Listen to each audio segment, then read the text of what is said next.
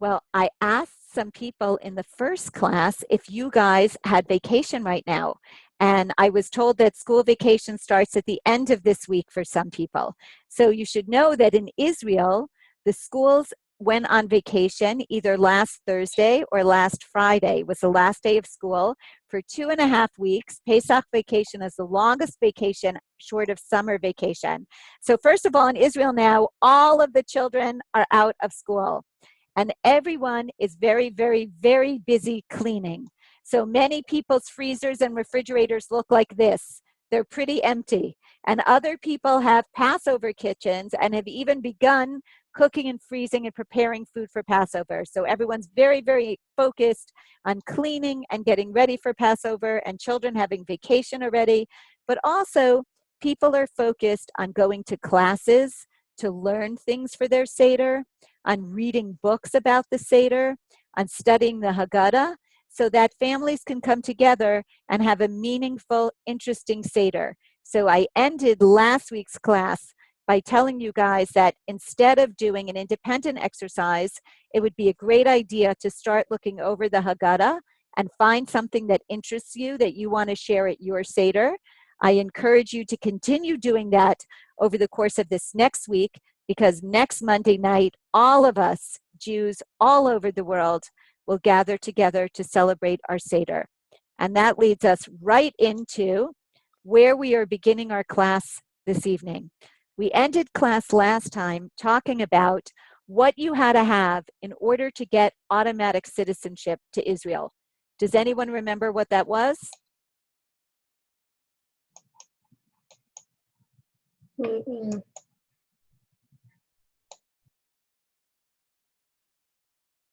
What did you have to be, or what did you have to come to Israel, to move to Israel?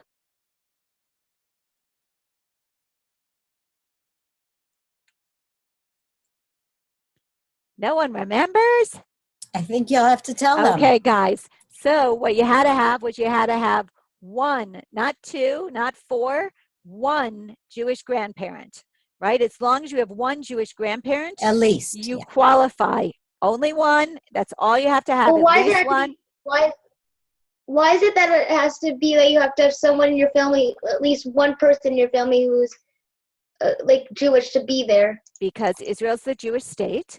And in order to get automatic citizenship, remember, there are other people who can become citizens of the country. We learned that, for example, the righteous Gentiles, righteous of the nations who saved Jews during the Shoah, they were given citizenship. They can become citizens. There are other people who can become citizens, but to get automatic citizenship, Israel's the Jewish country and Jews can move here, and you need one Jewish grandparent. So if that's the case, we've looked at some of the leadership of the country. Now we're going to look at some of those people who moved here to Israel. And these are some different immigrant groups. And I want to see if you guys can guess who these people are. So let's start with what's probably one of the easier immigrant groups to guess. Let's look at these two boys here with the tefillin on their heads. Can anyone guess what country they moved to Israel from? Well, what if everybody in your family is Christian and you want to live in Israel? Alana, if you have questions other than what we're talking about right now, send it to me in the chat, okay? Or you can send it to Rabbi Kanaz in the chat, okay? Guys, these two young men over here wearing tefillin on their heads. Can anyone guess where they come from? Come on, guys. Who said it?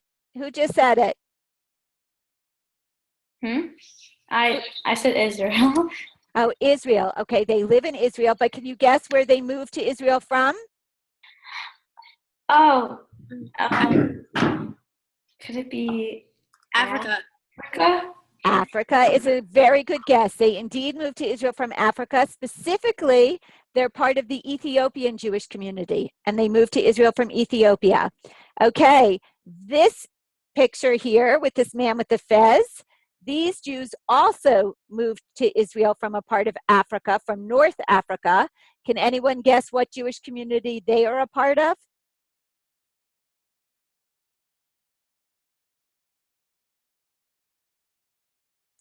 You guys are going to be learning a lot in a couple of minutes. They come from Morocco. What about these people here? Has anyone seen clothing like that before? Okay, these Jews come from Yemen. And what about these Jews coming down the stairs here? Can anyone, they are part of the largest recent immigrant group to Israel.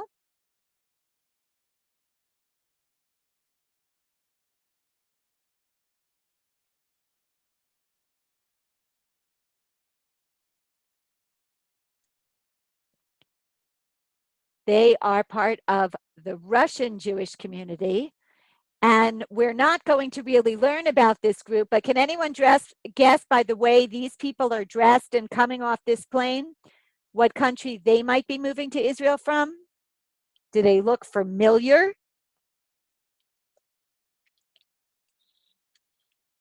America? America. Excellent guess, Lindsay. These are American Jews moving to Israel. Okay, so all kinds of Jews move to Israel, and they come. I just wanted to show you guys to give you a sense of where Morocco and Yemen are, and the rest of Africa would be over here. But now you guys are going to have the opportunity to learn a little bit more. Rabbi Kanaz is going to drop into the chat, and Emily, Jordan, Andrew, and Hannah, you guys are going to learn about Moroccan Jews and share some information with us. Now, there was a little glitch with looking at the Moroccan Jewish video.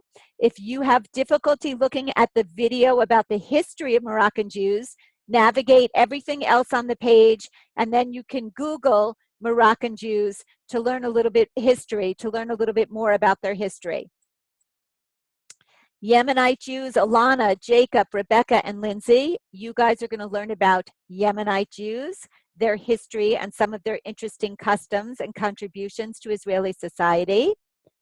Alex, Taylor, and Aiden, oh well, I guess Alex and Aiden, since Taylor and Jolie are not here today, you guys are going to learn about Russian Jews. And Spencer, Jack, Ian, and Sophie, you guys are going to learn about Ethiopian Jews. So you guys should look in the chat for the links that you need. You can ask me any questions that you have in the chat. And in a few minutes, we will get to work and share the information that we have learned.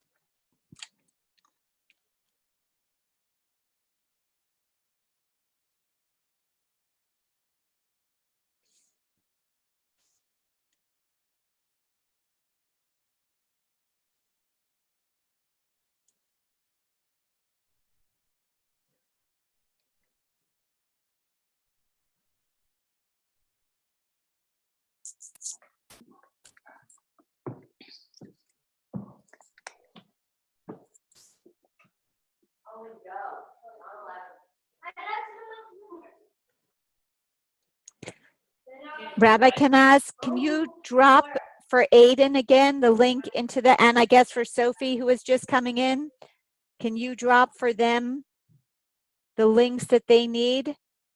Anybody who's come late, you guys are going to go into the chat. You're going to click into, we are learning about different groups of people. In Israel, we're learning about Moroccan Jews, Russian Jews, Ethiopian Jews, and Yemenite Jews. You guys are going to go onto the Lino of the group that you're assigned to. You're going to watch a video to learn about the history of the people you're researching, and you're going to navigate some other cultural, unique cultural characteristics of your people and some of their contributions to Israel.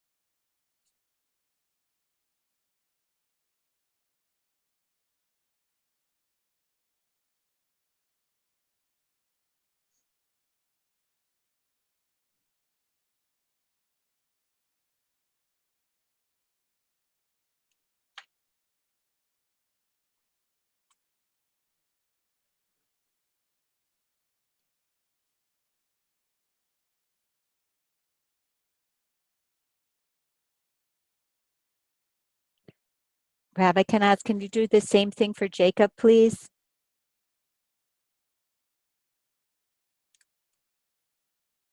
And for Jack as well. Okay, Jacob and Jack, Rabbi Kanaz is dropping in to the chat now links to Alino where you're going to research a type or one Jewish community out of the Russian, Moroccan, Yemenite, and Ethiopian Jewish communities who moved to Israel.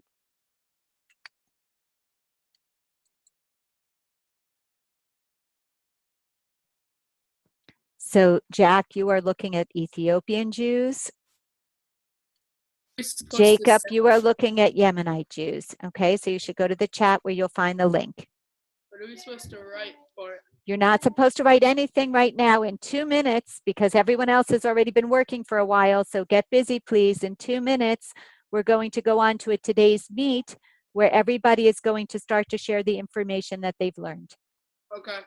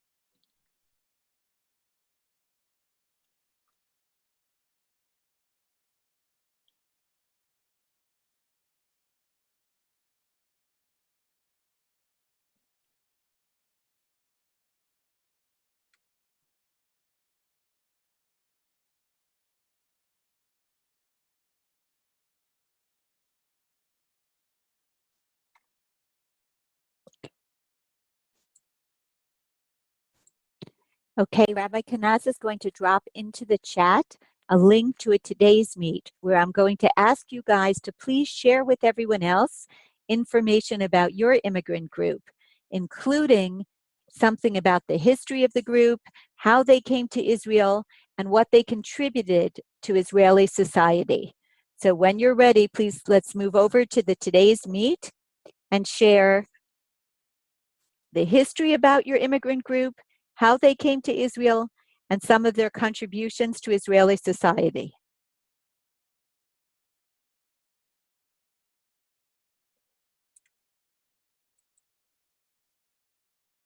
So you have that link now in the chat.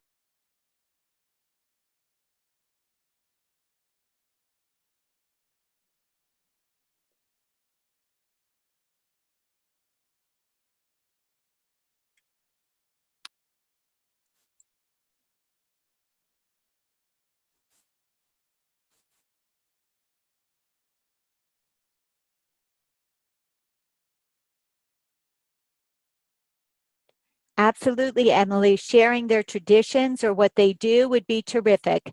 But if you can also give a little bit of information about who they are, how they came to Israel, what's unique about their history, but absolutely focusing on a tradition or something unique that they do is a great contribution to the today's meet.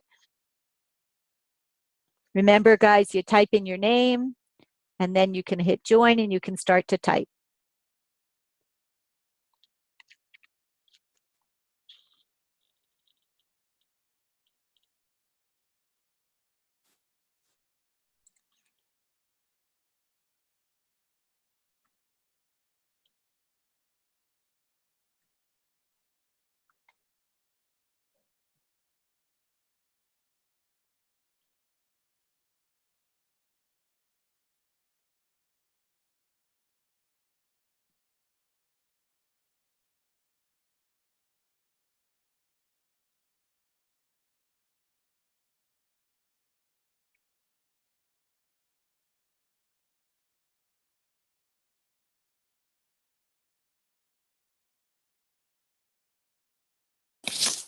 Excuse me? You there? Jacob, can you please ask a This is question in Ian. the, sorry, Ian, could you please ask a question in the chat? Of course. Thank you.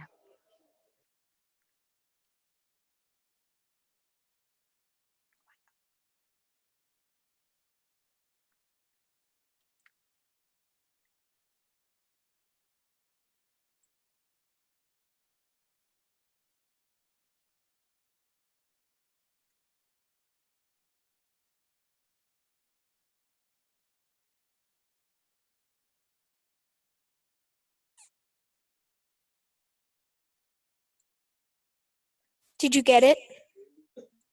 I put it in the chat. Psst. What's your Ian, name? you can keep yourself muted, please. No, I wrote it down, I but you see didn't. that you wrote it in the chat and you can keep yourself muted. Thank you.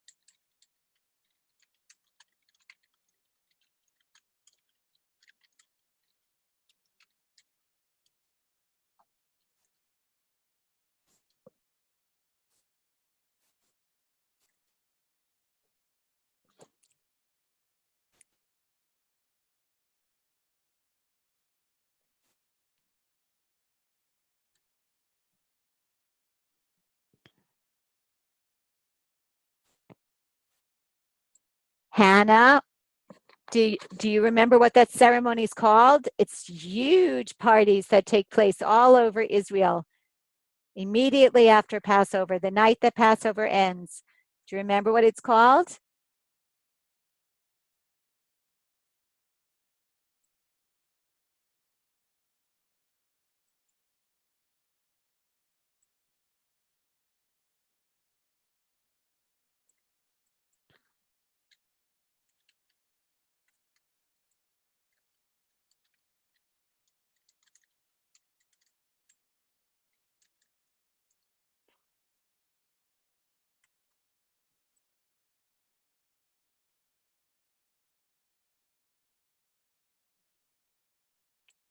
Aiden, can you say something about what Russian Jews have contributed to Israeli society?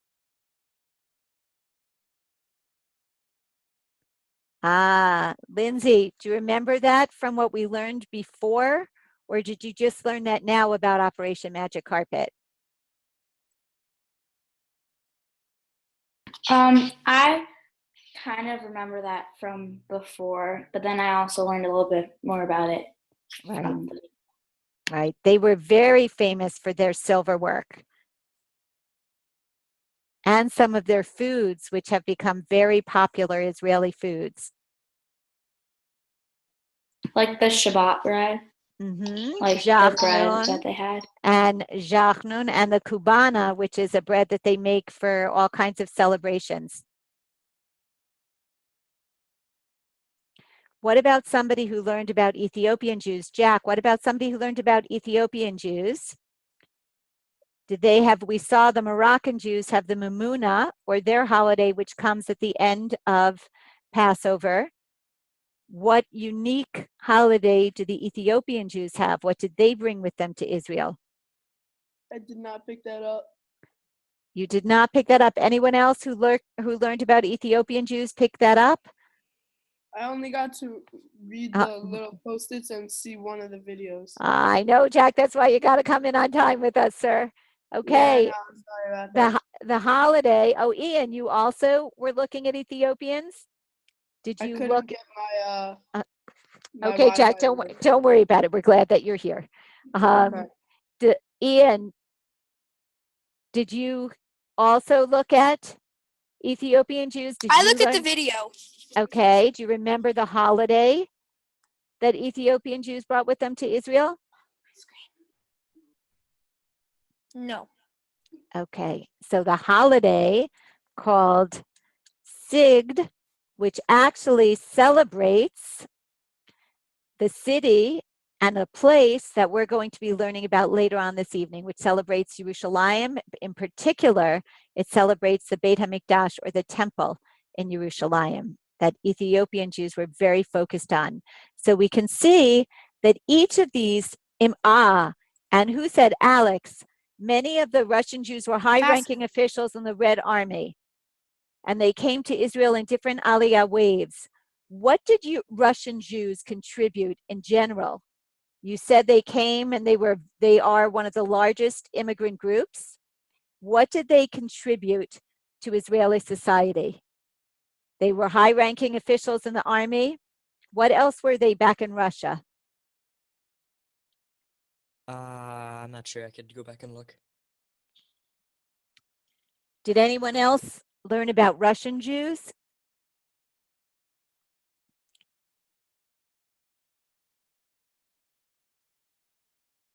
Alex, Jolie.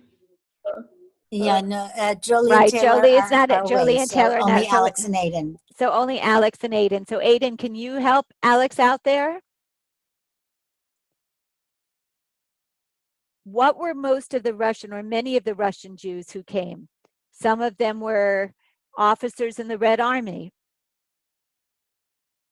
Do you remember what many of them were also?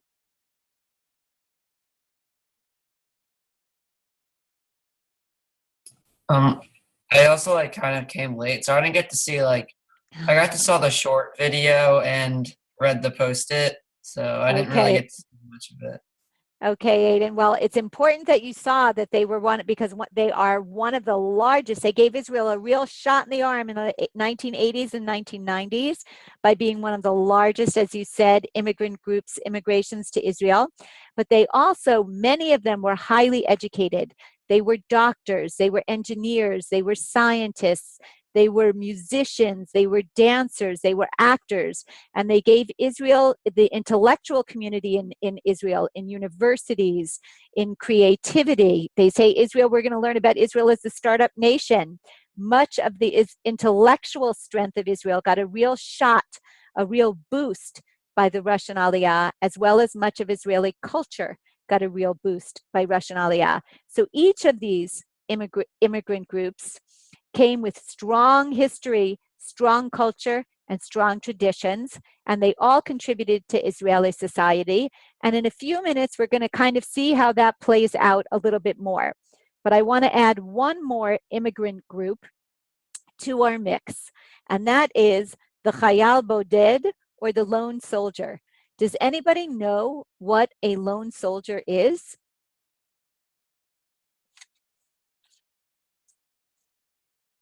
Does someone want to take a guess?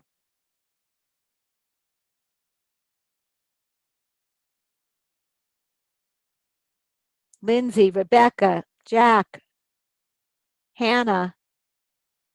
Does someone want to take a guess at what you think a lone soldier might be?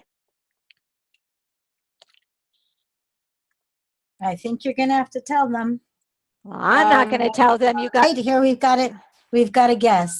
Go ahead, Jack. I said I'm not sure.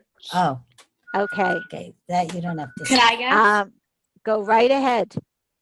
Are they soldiers and service people in the army that maybe are not from Israel that come, or like not fully Israeli?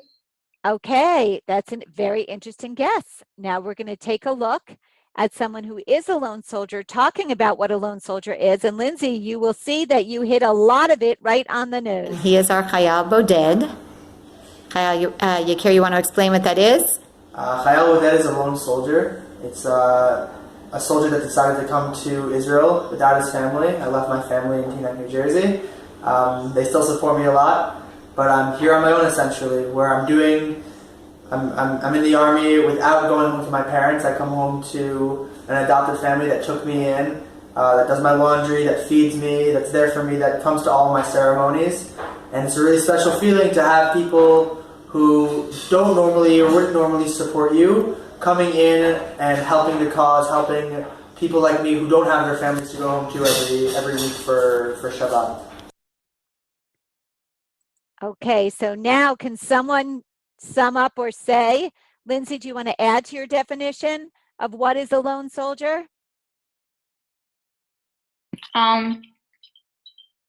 There's soldiers that go to Israel without their family, like they leave their family to come help out. So Excellent. Excellent. They're individuals, usually 18 or in their young 20s, who leave their homes. They could be a Jewish person anywhere in the world, leave their home, and they decide to come to Israel, and they volunteer in the army, and they move to Israel. Okay, why would someone become a lone soldier? Well, let's listen to Yakir and why he said he became a lone soldier.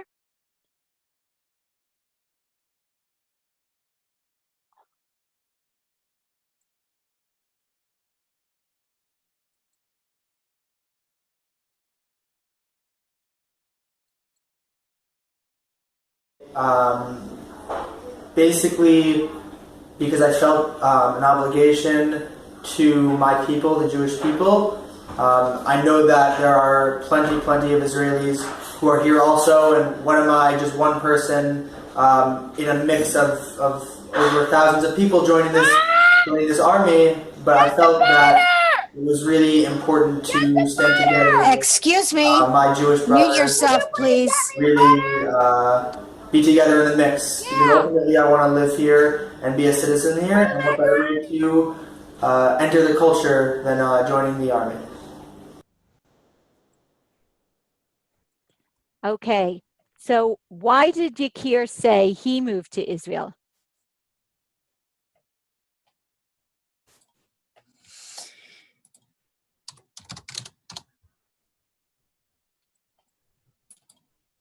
Wake up, everybody. He said that because he felt an obligation to his people and to help them. Okay, so for Yakir and for many lone soldiers or many people who come, they absolutely come because they want to be a part of the Jewish people here in Israel, and they want to be helping the Jewish people to protect Israel and to fight for Israel. Okay, Yakir will share one last thing about what he loves about being in the Been in the Israeli Army now since August for like 6 months, 7 months. What is it that you love about being part of the Israeli Army?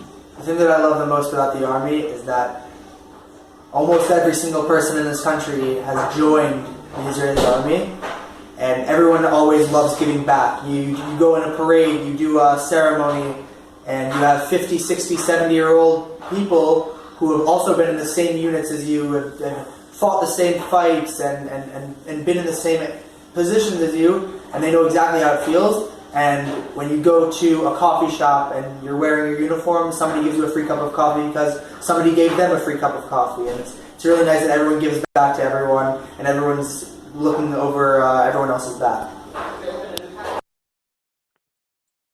Okay, so guys, you guys should know that in the Israeli Army, there are thousands of young soldiers, both men and women, like Yakir, who have moved here, like Yakir, from New Jersey or from all over America, from all over Europe, from Australia, from South America, from all different parts of the world, young Jewish people who want to come here and become part of the Israeli people. And they're called Chayalim Bodedim, or lone soldiers. And Yakir Greenberg is my family's lone soldier. He actually lives in my house with my family. And we have the privilege of helping take care of him and helping to support him while he serves our country.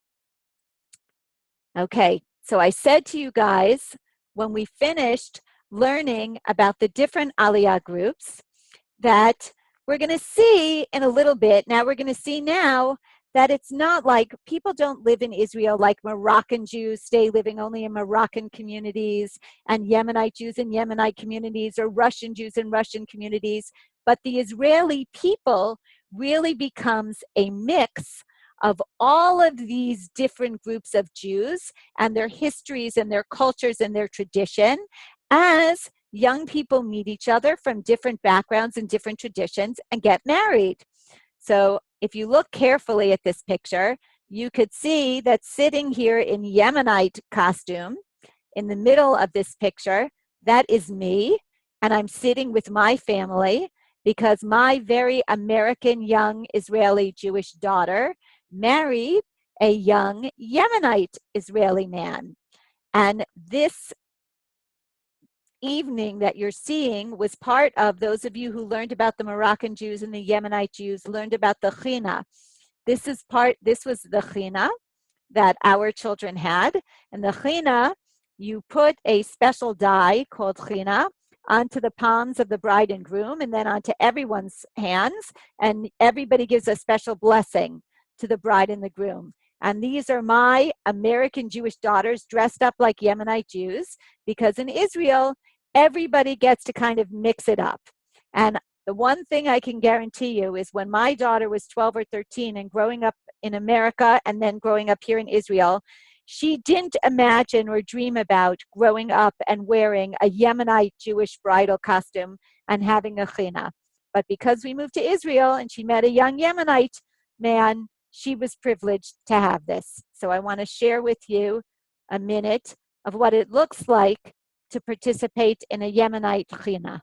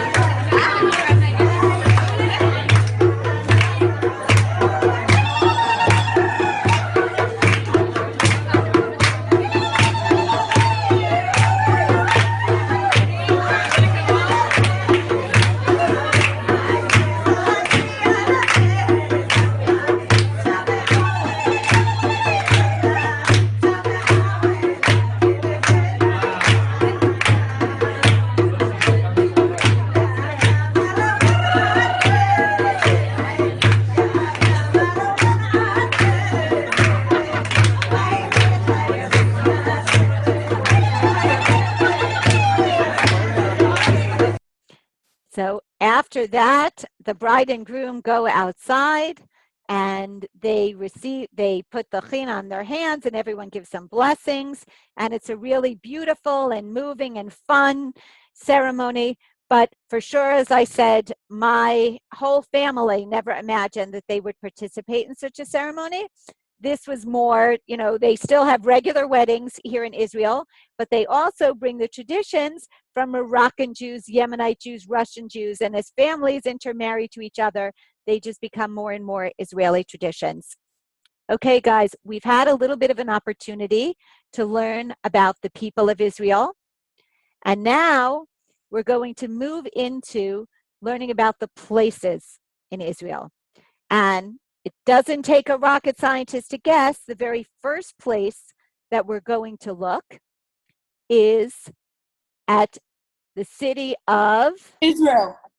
the Israel. city of Jack, the city of. Can you take a guess where we're going to go first? Jack, since you unmuted and jumped in, can you take a guess where we're going to go first? Jerusalem! Okay, thank you, Ian. You can mute yourself. Jack, we're going to go first to Jerusalem. And Yes. I'm going to see 4,000 years. I'm just going to see if I can give you guys the direct link because we are having a little bit of an internet problem today because we're having a lot of brownouts in my town this evening. So I'm going to drop What's for you a guys. brownout? A brownout is a little bit What's of a brownout? a brownout is a little bit of a blip. It's not quite a blackout, but it's when the electricity jumps. Yeah. Okay, guys, I That's a put for you bummer. in the chat the YouTube link to this video that I'm going to ask everybody to watch now. Now, in the end of our studies on Jerusalem, we are going to do a big Kahoot again, where all this information you're learning about Jerusalem that we begin this evening and we continue with in the beginning of our next class is going to come into play. And as you watch this video, I want you to think about what is surprising to you.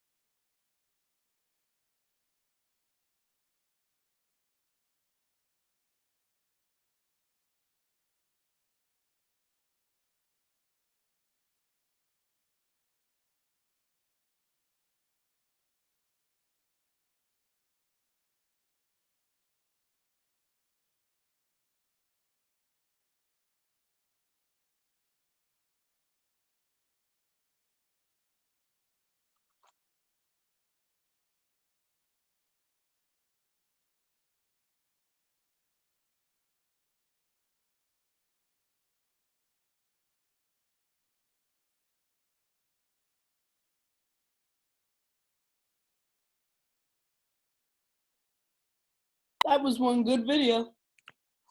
I'm glad you enjoyed it, Jack. Hold on a minute. Let everyone finish watching the video. And then I'm going to ask you guys in a minute. We're going to come back together. I want to hear what you guys thought was surprising about the video. But before we share that, I just want to show everybody, I'm going to send you the link to this Lino about Yerushalayim. We don't have class for the next couple of weeks because it is Passover, the Seder next Monday night, and the end of Passover the Monday after that. But I'm going to ask you guys to work on this Lino about Yerushalayim, where you're going to watch things about Jerusalem, Are we read gonna things do about Kahoot? Jerusalem, see things about Jerusalem. Ian, please mute yourself.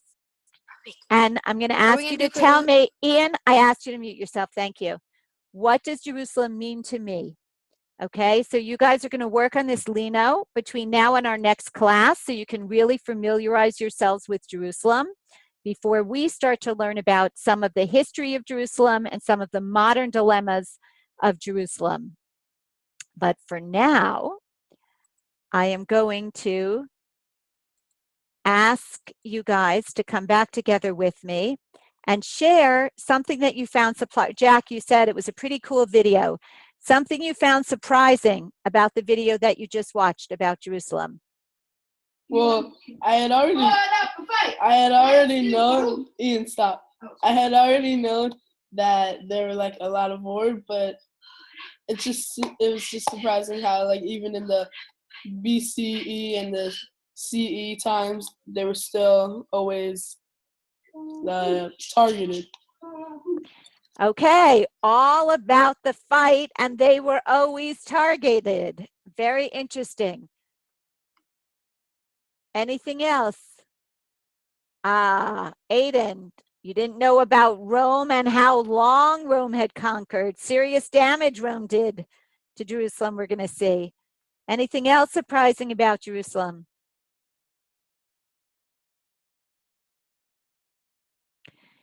I'll ask you guys a question I asked the first class, Jack, the follow-up to your comment, which is so much fighting going on there, so many times it was conquered. Why? What do you think it was about Jerusalem? Anyone have any ideas?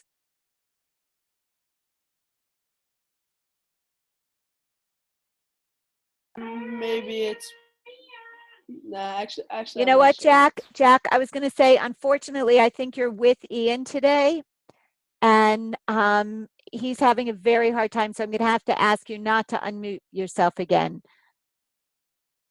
Aiden, you want to go ahead? Thanks, Jack. But can you say the question one more time? So why? Why Jerusalem? Jack said Jerusalem. He had no idea so many times Jerusalem was conquered. Okay, so I forget when, but it said that when Rome conquered it, the leader became Catholic. And I know that there's lots of Catholic people in the world, so maybe they wanted to once the Jews came back, they wanted to make it Catholic, maybe. Okay, so maybe different religions were fighting over the area, okay? Okay, anything else surprise you guys about that video? All right, then we have a lot to talk about, a lot to learn about Yerushalayim. I think you guys will be surprised by many of the things that have happened in Yerushalayim and many of the things that continue to go on in Yerushalayim. And as I said, at the end of our learning about Yerushalayim, which should be at the end of the next class that we have together, we will do a Kahoot about all our learning about Yerushalayim. So I want to wish you guys a Chag Kasher V'Sameach, a happy and kosher Passover. And I will send... Marlari. Thank you. I will send you all the link to the Lino tomorrow. Good night, everybody. Good night, everyone. Okay, See good you on night. Wednesday. Good night. See you Wednesday. Thank you. See ya. Bye. Good night. Bye.